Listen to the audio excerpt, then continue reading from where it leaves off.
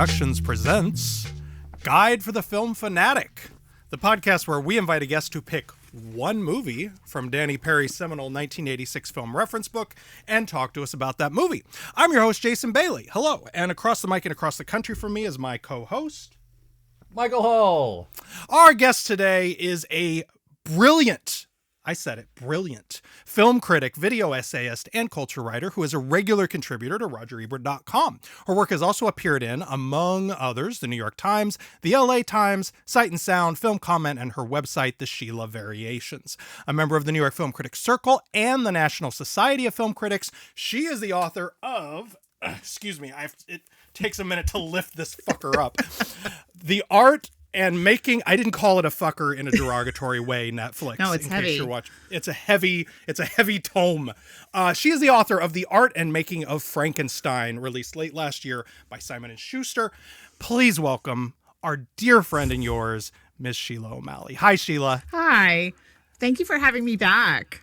Thank you for coming back. We talked about 1953, I believe, was the last. We did. This is sort of in that I can't seem to leave. We're still in your 50s pocket. You know what? We have our areas in which we thrive. We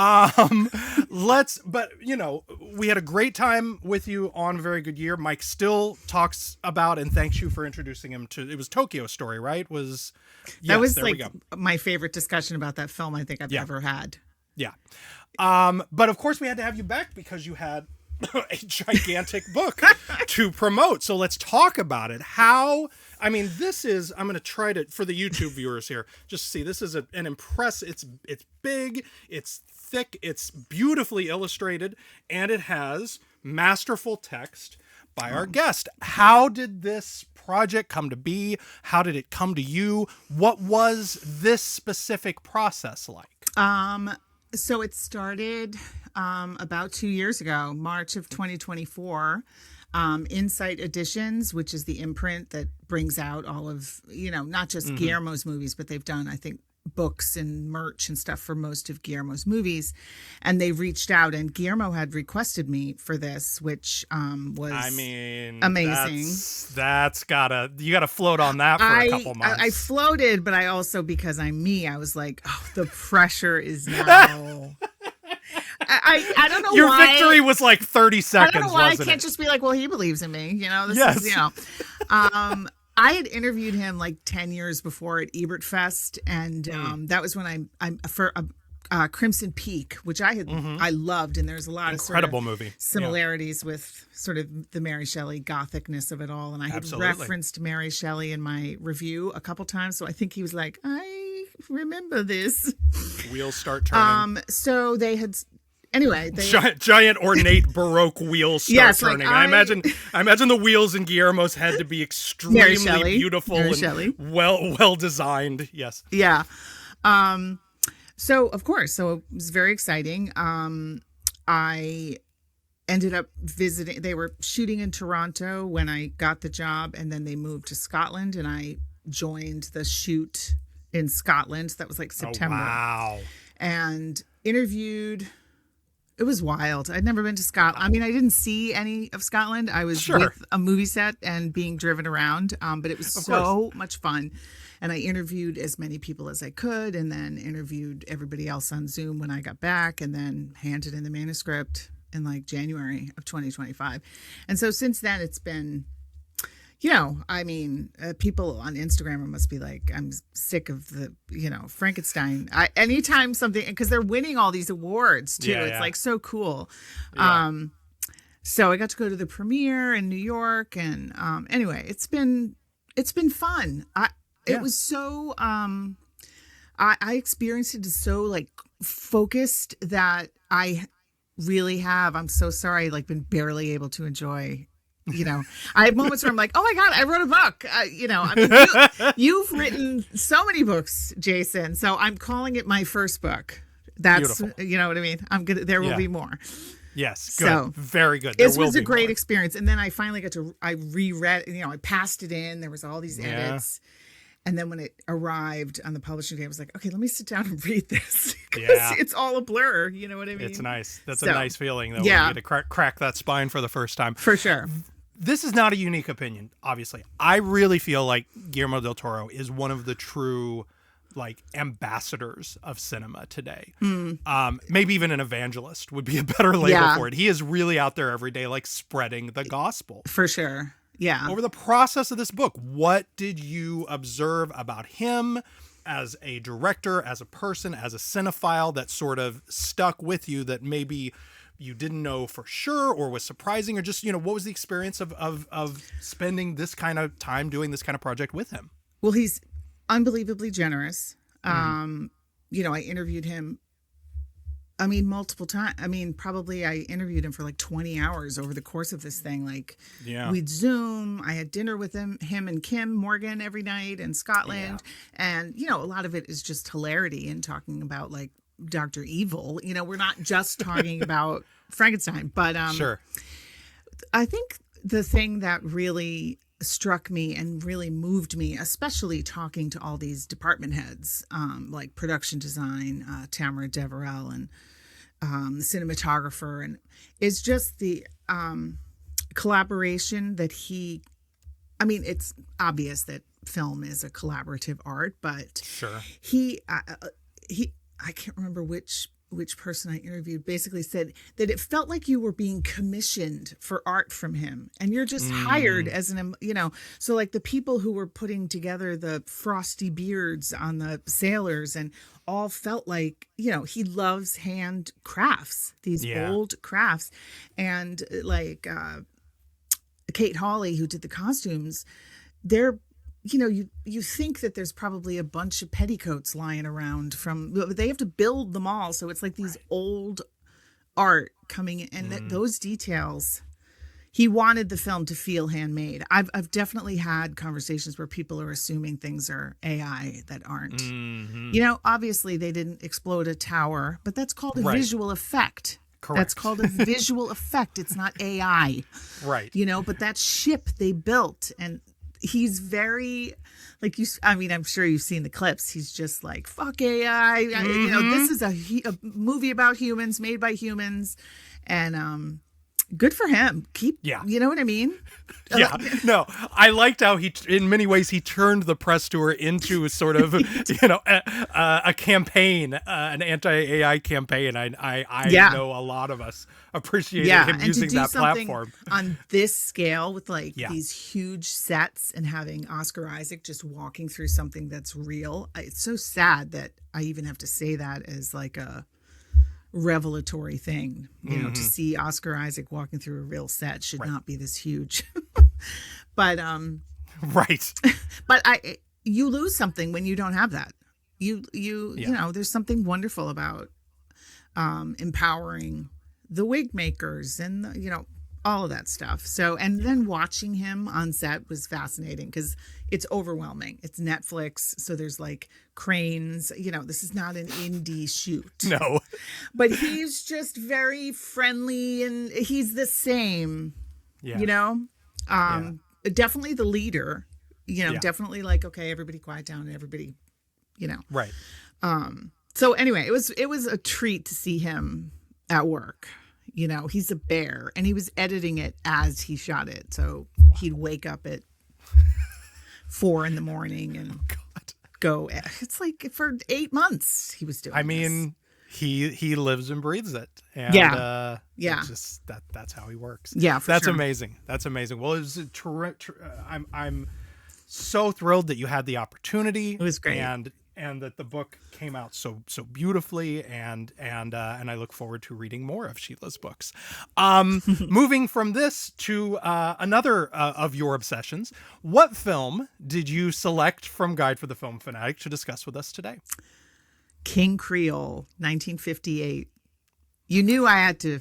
I was just, when you sent me the spreadsheet of all the names, because Elvis movies are never on these lists. I remember I was going to force it into the best year or whatever. I was going to be like, well, I just want to talk. I have a problem. But anyway, so I There were, I think it was Flaming Star and Jailhouse Rocker also. I think those were the 3 Elvis ones, but King Creole, I think, is a good one to discuss. They've crowned a new king on the street where jazz was born. This is my first Elvis movie. Did you know that? I don't think I did. Well, that's very exciting. I've seen the documentaries, sure, the, like 70s like live performance right. things, but I've never seen one of his movies. Yeah, acting. You're a pretty fancy performer, ain't you, kid? Now you know what I do for an encore. That is this. Okay, we'll get back to that. But That's holy shit, what a handsome man! What a handsome man! Lusty, brawling New Orleans. I love this voiceover, man. It's killing me. He does. He looks like a statue. He looks like a marble statue from certain angles. Like he looks like a Greek.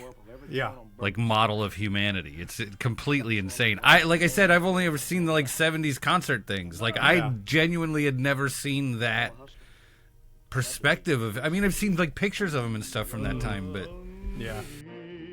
I mean, what's fascinating about the trailer and what they're selling, and this tension exists in the movie too, so we'll talk about it, is that like it's a serious 50s social drama with Elvis songs. And so like the trailer is really trying to like sort of sell both of those things simultaneously, which are sort of incongruent. Or can be. Big time.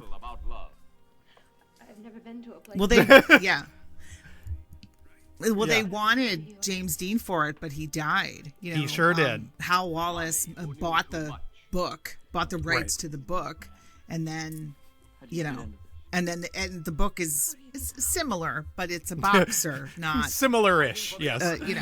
So they redid it for the Elvis. Yeah. Lots of action. Oh. Yeah, that's exactly right. It's There you go. There's the. I mean, they knew what they were selling. They made sure to put the fight scene into the trailer. Oh yeah. Like, hey, watch Elvis beat this old man's ass. You'll enjoy it. He's tough. He's sexy. Is tough. He's vulnerable. He is.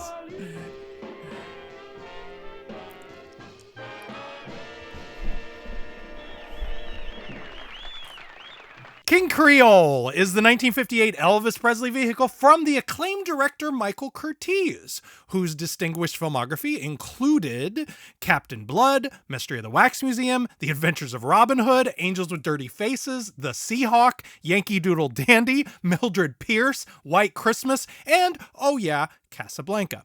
It was based on a Harold Robbins novel, first adapted as an off-Broadway play about a young Jewish boxer. I gotta hit everything they changed. A young Jewish boxer who lives in Brooklyn and becomes a gangster as he grows estranged from his father. So they made some changes for the king.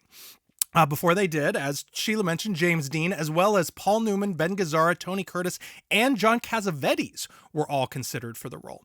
This was Elvis's 4th film role, and he would later say his favorite. They were in pre-production when E got his draft notice, and were only able to make the movie by successfully requesting a 60-day deferment for his service. So he reported for duty in March of 1958 rather than January. One other fun fact. The screenplay adaptation was by Herbert Baker, a songwriter and screenwriter best known for writing Martin and Lewis comedies and Martin's Matt Helm movies, and believe it or not, Michael V. Gazzo, a screenwriter who would have a second career in the 1970s and 80s as an actor, most notably for his Oscar-nominated performance as Frankie Pantangeli in Godfather Part 2. I love that detail. It's an amazing detail. I know. I have some theories on who did what in the screenplay, because they clearly didn't sit down and write it together. You don't think? You don't see them two sitting down typewriter to typewriter, hashing it out? I think Herbert Baker was like a Yale guy. Yeah. And Michael Gazzo was like a street kid actor studio. I have a couple theories on what they each were, sort of this juvenile delinquent trend that was very sexy and like, let's, the bad boys, that whole thing that everybody said they were so afraid of, but then they made 50 movies, celebrating it. But, so I have a feeling that Michael Gazzo was on that detail. Right. He was on, and that Herbert Baker was more on the working the songs in. Yeah, exactly. And the musical, the singer aspect. Yeah. Yes. So interesting though. I don't think that Michael Gazzo ever talked about this. Which is amazing. Yeah. I would never have stopped talking about it if I wrote a movie for Elvis. I know. All right, Mike, what does Danny Perry say about King Creole in Guide for the Film Fanatic? Elvis Presley's best film. From Harold Robbins' novel A Stone for Danny Fisher.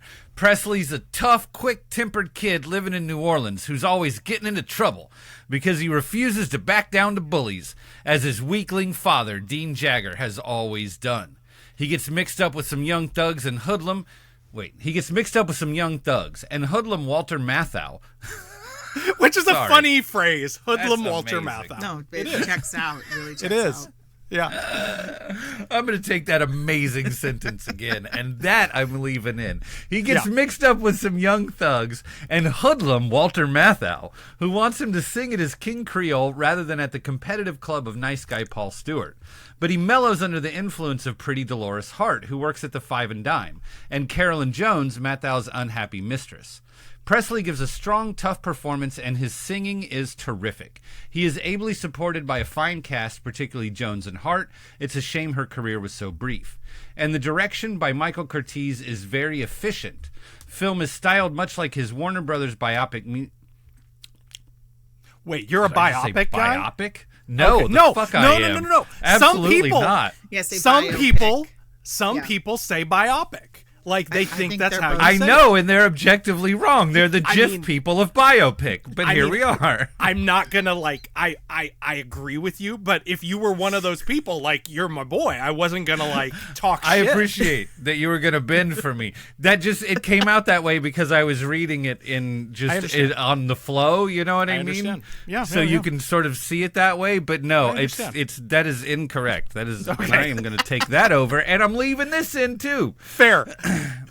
And the direction This by is Michael. not the longest capsule that we've read. It's just gonna take It up might the take most the time. Film is style. And the direction by Michael Curtiz is very efficient. Film is styled much like his Warner Brothers biopic musicals. Opening number in which Elvis chimes in with black street singers is the lone non-realistic musical interlude more suited to a Broadway musical adaptation, and it is one of the film's highlights. Ending is quite rushed and weird, considering Elvis doesn't go to prison. But all in all, film is a solid piece of entertainment and certainly one of the top juvenile delinquent pictures of the 50s. Presley's last picture before his stint in the Army, also with Vic Morrow. Okay, so Sheila, we always sort of start with, personal history. When did you see this? And I want to do that, but I'm pinning that for a second because Danny comes right out of the gate. Elvis Presley's best film.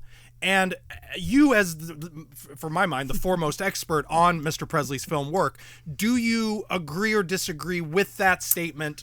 Where would you rank it sort of within this, frankly, rather outsized filmography? Yeah. I think artistically, visually, it's superior. Mm-hmm. I'd hold this up against any, it looks great. Right. And I have much affection for it because of how much care Michael Curtiz took in filming Elvis. He really thought about him. Okay. So I'm going to say that. I love the really silly Elvis movies. So I'm not going to call them the best, but like Viva Las Vegas, Girl Happy. I'm not popping in King Creole on a rainy Saturday when I'm feeling blue. I'm going to Viva Las Vegas. And then, okay. So, but I would definitely say, in terms of I think someone who's not an Elvis fan, doesn't care about Elvis, could look at it and say, oh, this is beautifully shot. It puts him in a context, in a story, which goes out the window in the 60s where he's just a wandering troubadour, with a race car, for some reason. At some point, somebody was like, guys, we do not have to try this hard. Okay, have you looked at this guy? That's exactly what it is. And Michael Curtiz really, I think he only had 3 or 4 movies left in his career because he was quite old. But you can tell he's having fun. I think he and his cinematographer really thought about. I agree. Because each number is different, has a different vibe and lighting. Yeah. And I just like the 60s movies, he's literally as though he's in, a high school with a, fluorescent lighting, just strumming a guitar because nobody cares. He's going to bring in money anyway. And he's gorgeous regardless. I don't know about you, but one of my favorite things in the Baz Luhrmann epic documentary is, to illustrate the fact that he missed being a live performer and that he wasn't working live in the 60s. There's a tremendous sort of montage of the 60s movies that is, it's just so slyly, cleverly cut where to show the monotony of them, to show the sameness of them by sort of intercutting like the same shots from different movies, the same imagery, the same compositions, the same ideas. So I think that's a really, I feel like Curtiz, and again, this is sort of me always wanting to slip into this wheelhouse of mine, but they shot for 5 days in New Orleans. Most of it they shot on a soundstage in California the way they always do, but they got 5 days of New Orleans, and really location shooting was still a novelty for everyone at this period. And you really feel him enjoying that location shooting. He made the most of those 5 days, and the whole picture has a real sort of palpable New Orleans sense about it, especially in that opening, but all throughout. It's a recognizable, I'm only saying it's in a recognizable place in the world because the later 60s movies, it's like Elvis land. There is no real world to reference. Sure. So and I just think it's beautifully shot, and you can clearly tell what's a studio shot and what's atmosphere, but the atmosphere is kind of drenching into the whole film. So I really appreciate that. Even though it's supposed to be in Brooklyn, I'm happy it's in New Orleans. It's kind of unique. It's a little, It is. And it was certainly cheaper in the 50s to shoot in New Orleans than it would have been to shoot in Brooklyn. So, okay, so then this movie in particular, what's your history with it? When did you see it first? What was your sort of takeaway from it, and how has it sort of lived with you since? I probably saw it, I don't remember the first time. I probably saw it on TV in high school. I don't know. It was just, and I remember thinking, oh, he's like a real actor. He's a real, I wasn't a huge fan. I didn't even, I was not, going to Elvis concerts. I was a child, you know what I mean? So I wasn't really aware of him, and I was like, oh, he's like a real actor. And then when the Elvis stuff started, when I started really wanting to write about him because I felt compelled to just drive away my audience who doesn't care about Elvis. That was my goal. Then I started really getting into the, I was watching it almost moment to moment, and the notes I have for it, of all of his films, again, watch Girl Happy. It's impossible to be sad when you watch it. But and so I still really I admire the film, and it's still kind of, there are some surprising elements to it. Like, I think, anyway, we can get into that. But like, let's go with that. Carolyn Jones is like some deep shit. Yeah. And like, they call her his mistress. Like, she is trafficked in today's, she says, I can't get out. She is trapped in this. And she's playing it. It's not even a euphemism, know? And I feel, I don't know, I feel like grounding this film with these really skilled actors, Oscar winners. I think Dean Jagger had won an Oscar, and I mean, that, correct me if I'm wrong, that too went away in the 60s films. Like, they were not stacking his supporting cast. Well, they wanted him. Well, first of all, what Oscar winner is going to want to be in Girls, Girls, Girls? You know what I mean? And they just didn't want anyone to, take away from Elvis. But he always did really well with people who were, he was completely green, which you can still see here.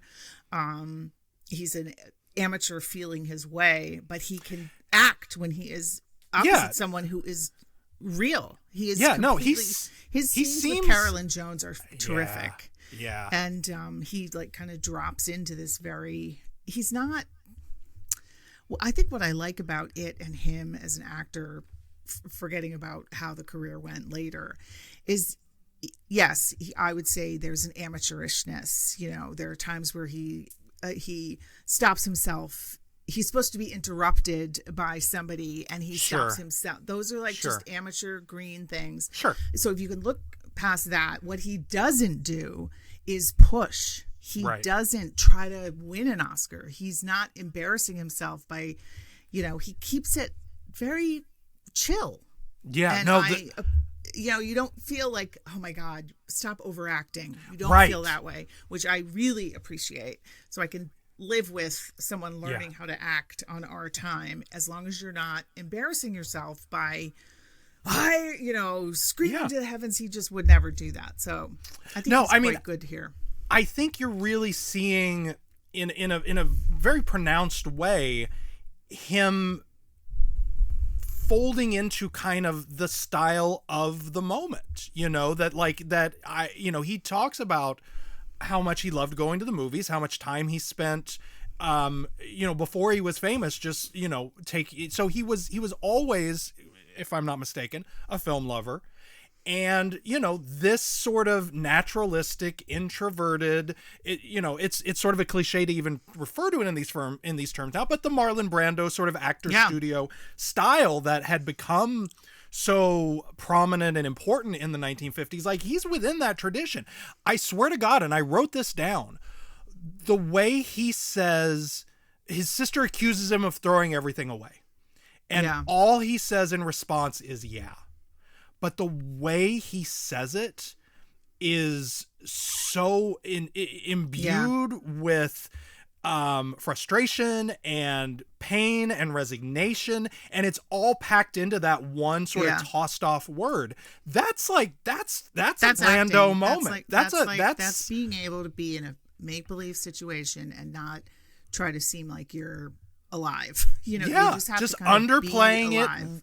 Just underplaying it really savvily, and there are little moments like that throughout that are really striking. And I think Michael Curtiz also was pleasantly surprised by Elvis. I think he probably thought I think he said something like that, like he thought he was going to be dealing with a degenerate kid. Nobody knew him, and he was it's a cliche and everybody knows this, but Elvis was like the most polite person and just like, yes, sir, no, sir, all that stuff, and was very professional. And, so I think he flourished in that situation as well because he felt trusted and all this stuff. My favorite example, though, is in the first. This is so minute that I'm not embarrassed for myself for sharing this. Okay. Drill down, Sheila. It's the first, I wrote a whole piece about this, in the Crawfish opening number with the call and response. He is leaning on the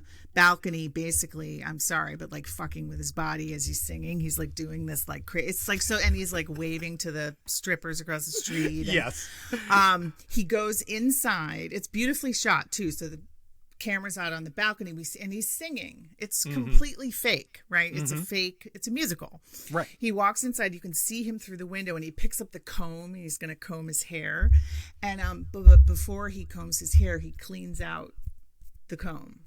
That is, and it's unconscious. No one told him to do that. It's if you comb your hair every 5 minutes, like he did, you got to get that hair out of there. And I just, it's one of my favorite moments because he doesn't even know he's doing it. And it's just so. It's Brando real. With the little fuzz on Eva Marie Saint's sweater. It's one of those kind of like physical. And it's unconscious. So he clearly felt comfortable. He clearly felt comfortable. Yeah. Absolutely. I want to talk a little bit about the duality of the relationships with the two women in this, which I find fascinating. Which is, you can very easily oversimplify it to like the nice girl and the bad girl, but neither of them play them that simply, and he doesn't interact with them that simply. We should note, by the way, also, just so we've said it, that the bad girl, the quote-unquote bad girl, is Carolyn Jones, who contemporary viewers might recognize as Morticia Addams on the original Addams Family TV series. That's where I saw her before. That's where you saw her before. It sure is. Okay. I wondered what I'd seen her in. So, Love that for her. As someone who has seen many more Elvis movies than I have, the relationships with women were not typically this complicated, this nuanced in the other films. Yeah. What are your sort of takeaways in terms of his interactions with these actors and sort of the relationships between these characters? Yeah, I think for the most part, in the later Elvis movies, he is usually triangulated. Like the love story, Viva Las Vegas is the big exception to that rule because Anne Margaret was such a strong co-star that nobody was going to triangulate with her. But like the rest of the movies, it's just he has his pick of the ladies and they're all in bikinis and they all chase him around. So that, that's an Elvis movie. Right. And that was, I don't understand. Anyway, I could go on forever about why would you make that choice with Elvis of all people to have. Sure. Anyway. But the 4 movies that he did before he went into the army, which is Love Me Tender, Loving You, Jailhouse Rock, and this is the most complicated, and is actually kind of a dual love story that is actually, showing the interior life of this boy, kind of like East of Eden has that a little bit with James Dean is like feeling, the main thing in town is what's going on within him, the conflict within this character. Right. So I think, I don't know. I think there's he's a worldly kid. He whatever his name is, Danny. Mm-hmm. Is that right? He spends his time in burlesque house and strip joints. Right. And he's in high school, so he clearly kind of operates in that world. But then he meets this nice girl at the Five and Dime who's kind of falls in love with him immediately because why wouldn't you when you see him in this film? Strolling around your store, strumming his guitar and singing. As the Vic Morrow steals all the jewelry, though. Right. So, but what I think one of my favorite scenes, and maybe I think one of his best pieces of acting, is the scene where he, Dolores Hart plays Nellie, the Five and Dime girl who became a nun like 3 years later. Oh my in God. Real life. Oh my God. But, they're going to go out. They're going out on a date, and he takes her to like a hotel where you can rent a room by the hour. Which why would you do that? That scene is something. Why would you do that? And she's like, she says something like, "Is this the way?" Which is so tragic. And it's never quite explained why he does that, either to sully, It's the porno theater in Taxi Driver. And it's like, and I'm just watching it like, wow, like it's wild how the same those scenes are. That's even interesting. Though the movies are not the same, the times are not the same. Yeah. But like, what do you like if you're spending all your time with like women who are taking their clothes off, then maybe you don't know what to do when you meet a nice girl. But then he has the relationship with his sister, who, is dating a much older guy. Mm-hmm. And he says something like, I don't know, there's a couple of bantering moments with his sister where he's like, "Did you even come home last night?" Like, kind of like a joking. So there's that middle ground of like, oh, this, my sister is, anyway, I don't know, I could go on forever about that. But, so it's kind of again, though, if you think about it, there always has to be two women. There can't just be Elvis falling in love with one woman and then ending up with her. That just would not, who wants to see that? It's not terribly dramatic. That's true. Yeah. Okay, we have to carve out a little bit of time to talk about our villain, to talk about Mr. Matthau. The hoodlum. The hoodlum Walter Matthau. As we always say when we watch his early movies, it is remarkable how Walter Matthau never looked young. I looked it up, and I swear to Christ, Sheila, he was 38 when this movie came out. This does not look like a 38-year-old man. Mike, what was your line of Born with crow's feet, was that it? Yeah, he's born with crow's feet. Yeah. Yeah. Walter Matthau was like, he was born with a bit of a cough. Yeah. A real SOB in this, like a nasty piece of work. Yeah. Yeah. Don't lie to me, I'll break every finger you got. Like it's a Yeah. and I think that's so it's sort of a double up if you only know him from Jack Lemmon movies and Bad News Bears and stuff like that. First of all, it's wild to see him that young. Yeah. And secondly, if you're used to him being sort of a comic curmudgeon, like he's genuinely he's a bad guy, sleazy and sleazeball. menacing, and Yeah. it is tremendously satisfying when he kicks his ass. Like, Yeah. what a Yeah. great. I think this was like his 6th movie too. Something like that, yeah. And I think was probably extremely difficult to cast. It's like, what are we going to do with this guy with this face? Yes. So yeah, he told some very funny stories about this shoot. Oh, really? Yeah, many of which I treasure. So he referred to Elvis. He said, yes, elegant. He was the most polite, elegant. He called him elegant young man. Interesting. But that Michael Curtiz famously had this incomprehensible Hungarian accent. And so he would call Walter Matthau Valti, and he called Elvis Elvi. So he would be like, Elvi Valti, and like gesture them to come over. And then in one moment, I can't remember, it was one of the scenes that Walter Matthau was doing opposite Elvis, and Michael Curtiz called him over and said, don't try to win an Oscar with this scene. This is Elvi's scene, not Valti's scene, or something. And, wow. And Walter Matthau was like, got it. You know what I mean?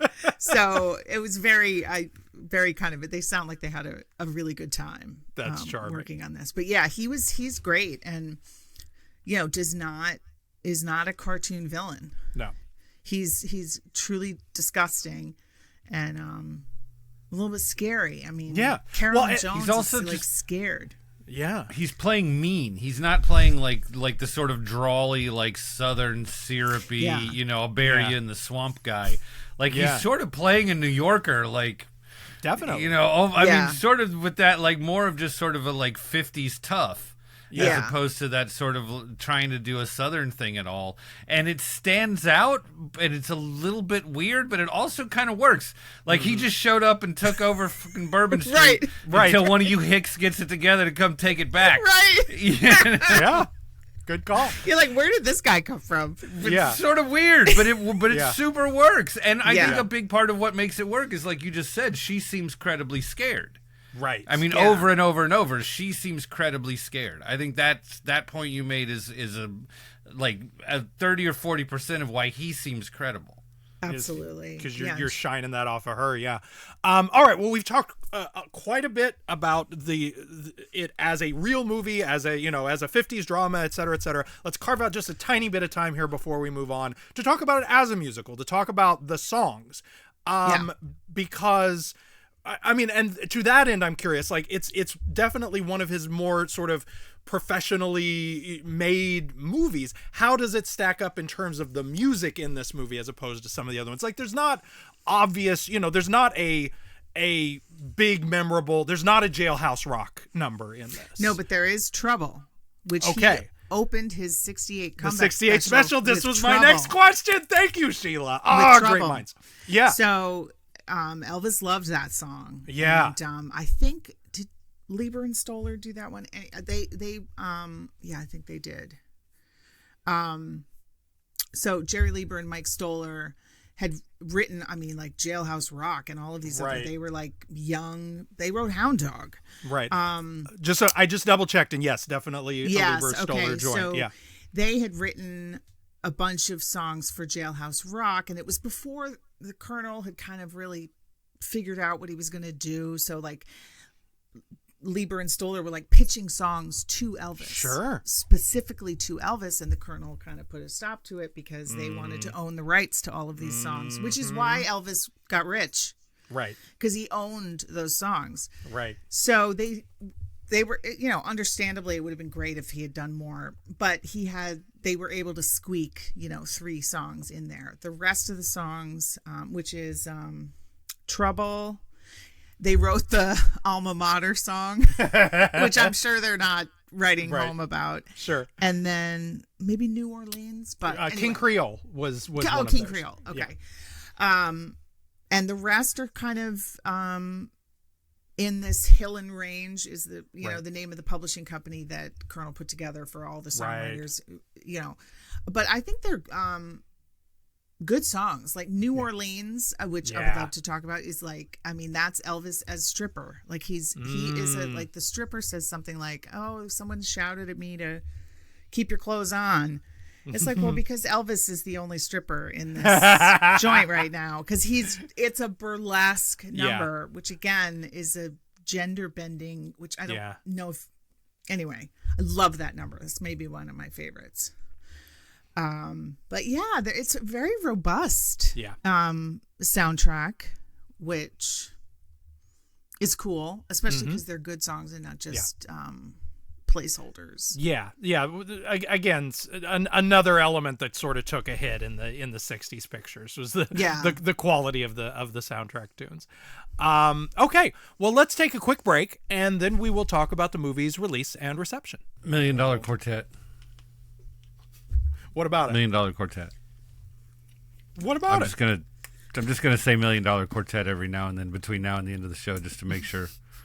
Just so that some people, if you don't know what it is, you'll be compelled to go look it up. Just $1 Million Quartet. Okay. It's my favorite Elvis record, and I know it's not even actually a record or an Elvis record, but there's so much of their personality. Yeah. You can actually hear their personality inside of it. And Carl. I mean, he was so stage managed, from the first time you heard of him, but also still a lot of his personality came out. Yeah. Even through the stage managing, especially sort of later. But you hear that shit, those guys, that is pure, bro. Like, those guys love nothing more than to sing those goofy old gospel tunes. Right. And they all, like, for real still love Jesus and they mama. You know what I mean? Like, I just love that record so much. It's not ironic at all. At all. And sometimes they're only doing a song for 45 seconds or a minute or whatever.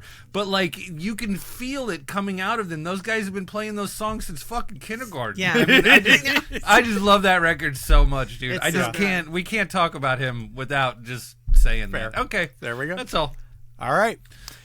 Friends, let's talk about the release and reception of King Creole, which opened in New York on July 3rd, 1958. Also opening on that day, William Holden and Sophia Loren in The Key, and Frank Sinatra and Tony Curtis in Kings Go Forth. Also playing that week in NYC, Vertigo, Indiscreet, Marjorie Morningstar, The Goddess, The Bravados, Witness for the Prosecution, High School Confidential, speaking of juvenile delinquent movies, No Time for Sergeants, and Brigitte Bardot in And God Created Woman. So, Mike, we would have put on our raincoats and headed out to that theater to check out Brigitte. Mike, what were the news headlines on that day? July 3rd, 1958, Martin Sommer was sentenced to life in prison for crimes he committed as a sergeant and guard at Buchenwald concentration camp. Yes, 13 years after the conflagration came to an end, they were still locking people up. And you know what? Couldn't have happened to a nicer guy. He lost an arm and a leg during the war, and he had to use a wheelchair for the rest of his life. And you know what? That must have been a huge pain in the ass in prison. And good for you, Martin Sommer. Anyway, I will never pass up the chance to celebrate a dirtbag Nazi facing consequences, and totally randomly, July 3rd, 1958 gave me that chance. So another good shout out to this movie. Congratulations. Good. Yeah, I think it's important to remember too that history's villains and Nazis sometimes people come for them. Sometimes many years after the fact they get theirs. It's a small comfort, but it is one to be taken. Sometimes. And also, an event that actually happened on July 2nd, but it was reported on July 3rd because it actually crossed over into the 3rd. Sure. reported in The Gray Lady on July 3rd that a series of explosions was followed by a fire, quote, of uncertain origin, unquote, that did more than $2 million worth of damage to Soundstage 8 at the Samuel Goldwyn Studio, utterly destroying the Catfish Row set on Goldwyn's production of Porgy and Bess. Huh. Now, I don't know if you're familiar with Porgy and Bess, but you can read this whole thing, because, it's Samuel Goldwyn. He finished the movie. Of course. Get out of here. Right? But, you can read this whole article, and it's a true crime article. You know what I mean? Yeah. It's like there's a fire, nobody knows, but there were these explosions, but it's the 50s. There's flammable shit everywhere. You know what I mean? There's probably gasoline literally on set. Who knows, right? Who knows? But then you get to the end of the story, and it says that there were questions about whether the fire, quote, might have been started deliberately as a protest against the Negro drama, unquote. But the suggestion was denied by Mr. Goldwyn, and somehow the NAACP, how do they have any idea whether or not, that I was just sort of like, Sam Goldwyn called the guy from the NAACP and was like, hey, tell them that this wasn't that, okay? You just do that, all right? Right? And the NAACP guy was like, fine.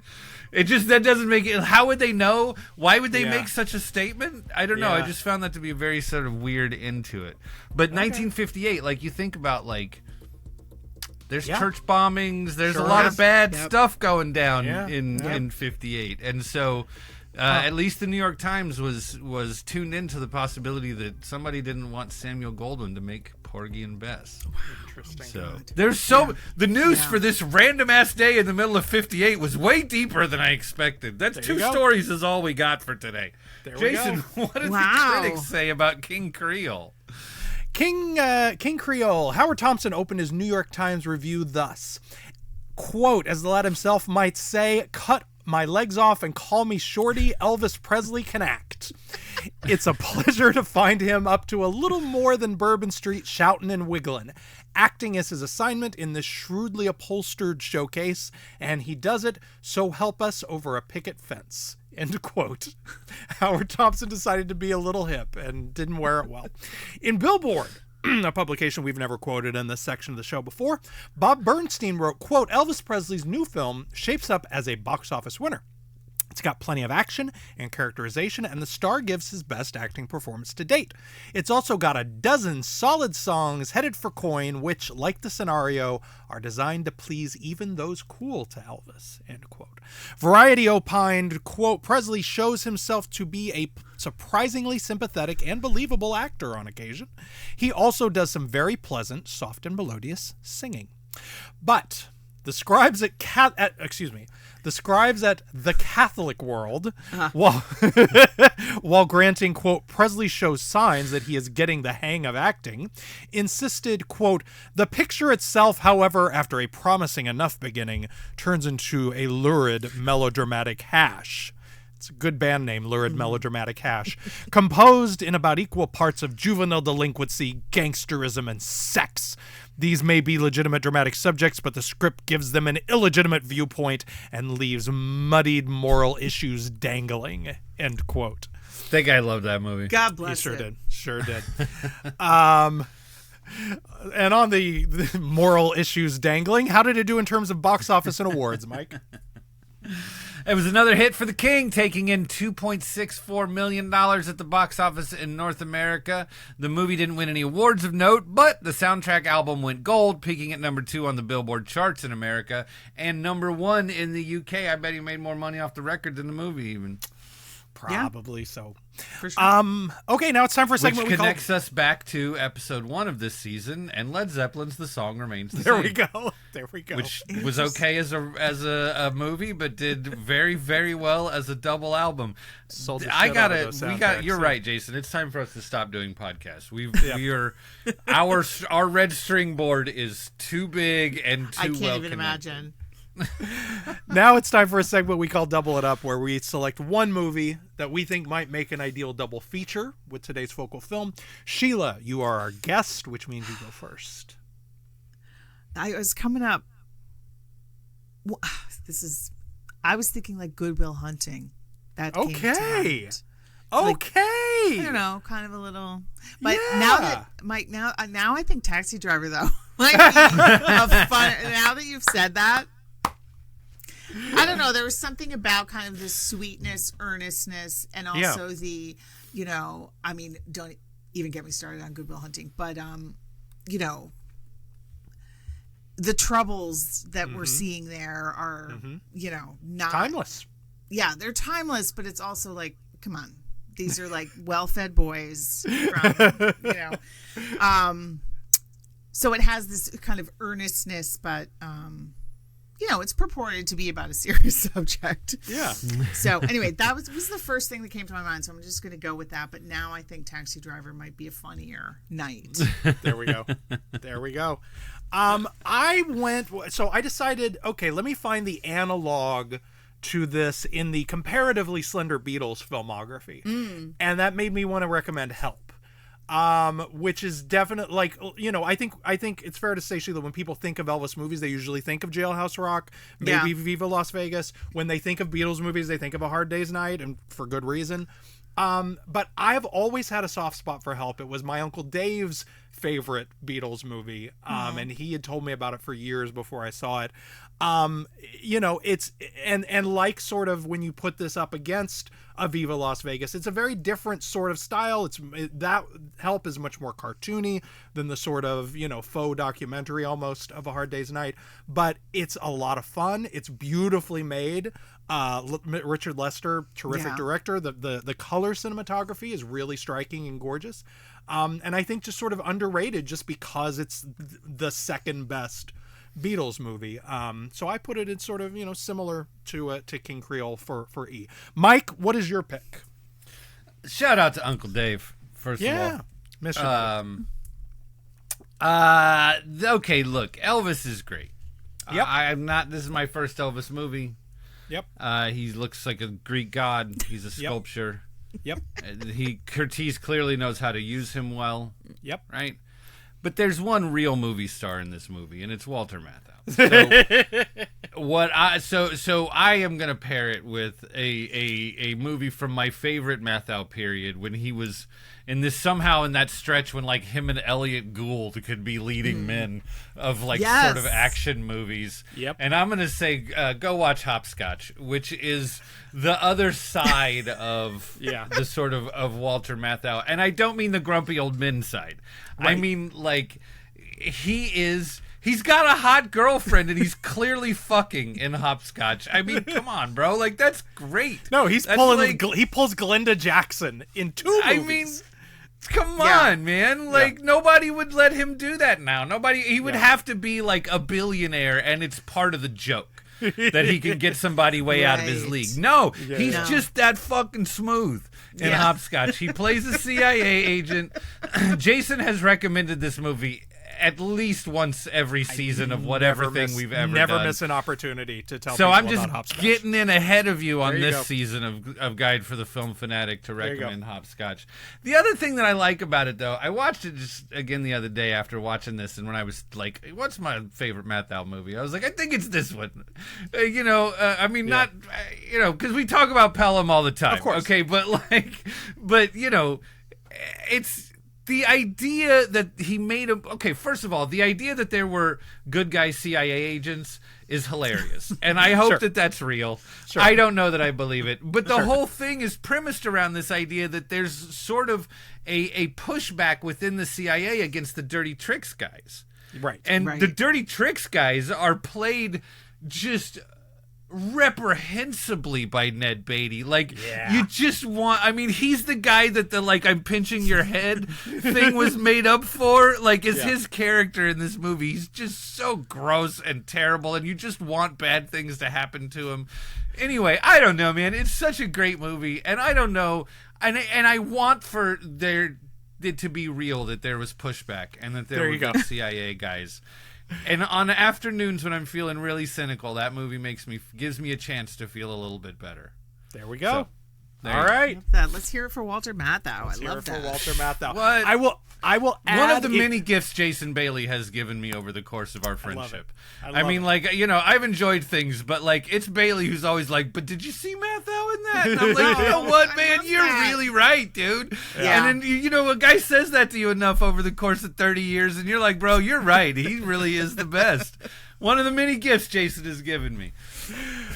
It's my absolute pleasure. The book, again, is The Art and Making of Frankenstein, or would it be Frankenstein, to reference another previous episode. It's on bookshelves now, if you can find it. Apparently, it's hard to get a hold of now. Good luck. Sheila, where can people find you on social media and read your work? I review pretty much every week for Roger Ebert. I have my blog that I still do, Sheila Variations, and then I have my Substack, which is the name to the same. I'm on Instagram a lot, trying to not be online as much. I'm working on a couple things that are going to be coming out soon. There you go. So that's looking forward to those. I'm Jason Bailey on Blue Sky and Letterboxd. If I may get in one quick plug, my book, Gandolfini, Jim Toney and the Life of a Legend, hits paperback this Tuesday. So pick up a copy if you haven't yet at a very nice price. It's also still available in hardback, ebook, and audiobook. Mike, where can people find you? Michael Hull on Letterboxd, where I mostly just write about Walter Matthau movies. And, of course, if you like the show and think other people might like it too, please do us the favor of leaving a rating and a review on your podcatcher of choice. Also, if you'd like to join the mailing list and get the weekly show notes and the links and all the fun stuff, you can do that at buttondown.email/filmfanatic. And, of course, if you are a freak and or weirdo who likes to watch people talking into microphones for whatever reason, hello, thank you for joining us. Find us on YouTube. The channel is Guide for the Film Fanatic. Our humblest thanks to our guiding light, Mr. Danny Perry, author of Guide for the Film Fanatic, and shout out to executive producer Blake Howard. You know, I asked Blake for advice on being a successful podcaster, and here's what he told me. Okay. So you're starting in the sewer. Sewers can't be ignored. They run under the best cities, and some of them lead to the fanciest plumbing at the Ritz. Thank you again, Sheila. Thank you for having me. This was so fun. Thank you, Mike. Thank you, Jason. And thank you for listening. On the next Guide for the Film Fanatic, Ashley Clark, author of The World of Black Film, joins us to discuss the rip-roaring reggae gangster classic, The Harder They Come. See you then.